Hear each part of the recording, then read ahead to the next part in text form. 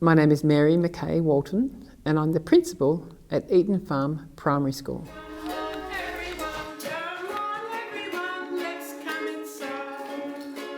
For many years I've wanted to start a school, and over the last few years the opportunities come up that I could start one because I inherited a farm, and on that farm was a beautiful old house which was my grandparents', which I thought would be fantastic to use at the beginning of the school.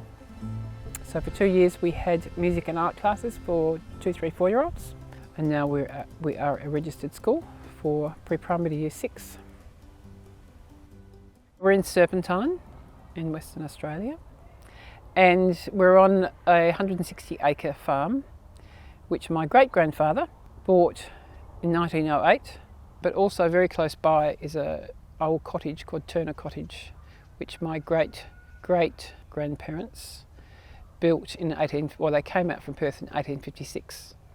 So there's a lot of heritage in this area and a lot of association with my family in this area. And I know my grandparents and my parents would be very happy that I'm doing what I'm doing, because giving to the community and sharing what we've all grown up with, and really we're custodians for the land, and that we're here, and why not share this bit of land with people.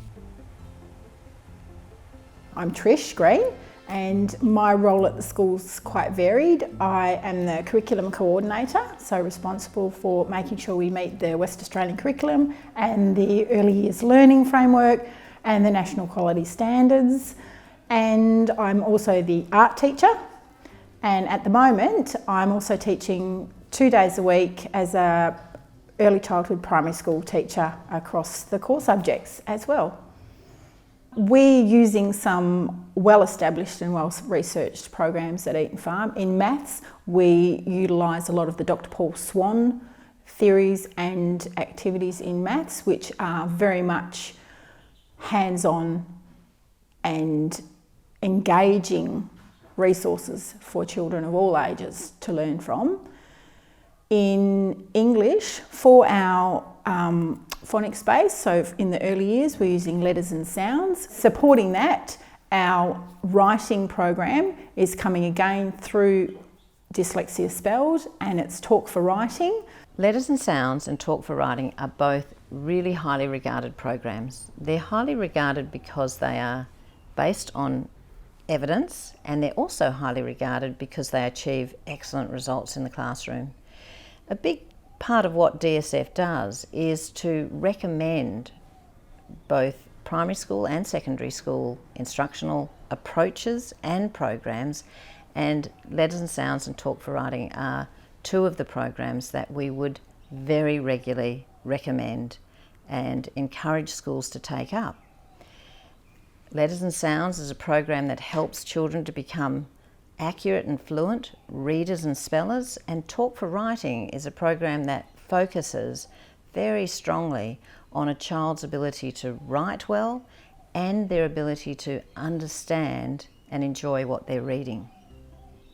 So art and music really are at the forefront of everything we do at Eton Farm.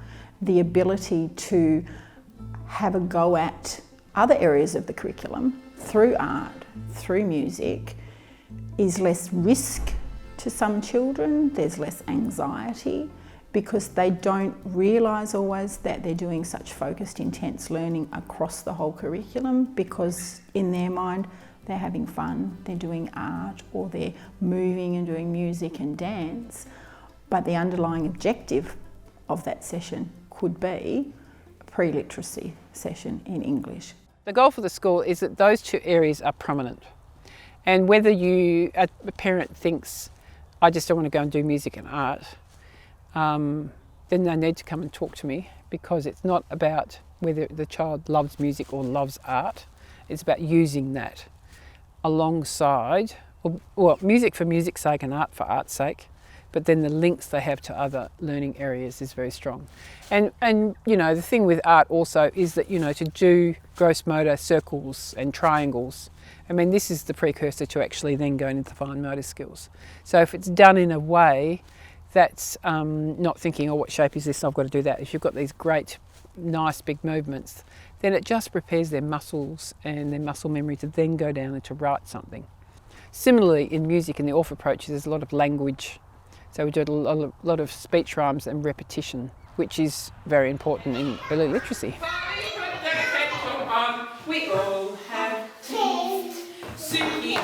My passion for music started at a very early age in learning the piano and then going through high school and studying at Whopper on piano and flute. I then discovered the ORF approach, and the ORF approach opened up a whole idea of music education that I hadn't ever thought of before. The ORF approach was devised by an Austrian composer called Karl Orff in the 1900s, a very successful composer in his own right, but worked with, in the 1930s, worked with an artist, drama teacher and dancer to put the link between music and dance. So the approach is a music and movement approach. The ORF approach has a process, and the process is imitation, exploration and improvisation.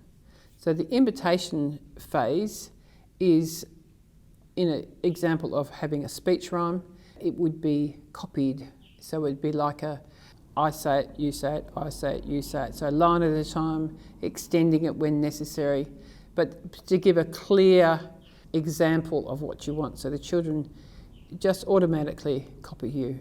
Then starting to explore it. So you play around with the pitch, you play around with the tempo, the dynamics. So first loud, then soft, in different voices and funny voices. So all the time while they're playing around with those words that they've learnt through the imitation process, they're learning more about them, and without knowing it, because they're having some fun with it. And then if they were asked to extend their learning through the exploration and improvise with it and make up their own little words or own little speech rhyme, then they're taking that first information and making it something of their own. And then they've owned it and they've now composed something. What I want to do is use the philosophy and the process of the ORF approach across all subjects. It works really well with art because you have a picture that can be looked at. The children can then copy from it and then explore with colours and how they might manipulate it in a different way. With literacy, there is a brilliant program that aligns itself fantastically called Talk for Writing. Talk for Writing is a very strong program. It encompasses both written expression and reading comprehension, and it works very much from a basis of oral language. So we start with talking, we start with speaking and communicating, and we gradually move towards written expression.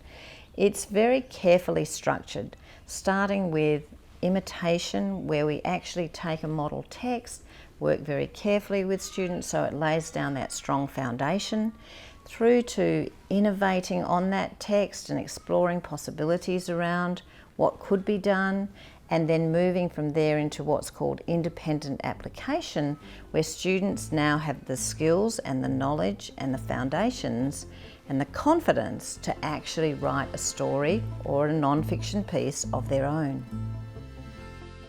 Along with my passion for music and art is my passion for the farm. As far as I know, there is no other farm school in Western Australia. Now, our farm is a working farm. We have beef, cattle and horses on it.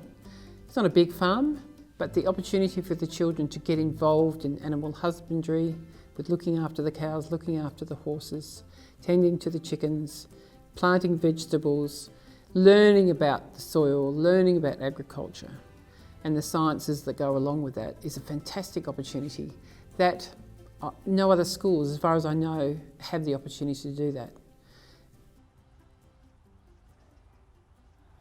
I think one of my passions is with children and their mental health, that it's really important that they're confident, they're resilient, and there's no anxiety.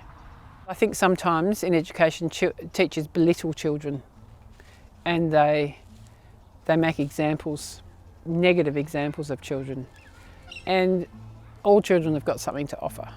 And if they're squashed, then they're going to just go backwards. So if we work on these beautiful children and give them as much goodness as we can, then they'll be beautiful adults.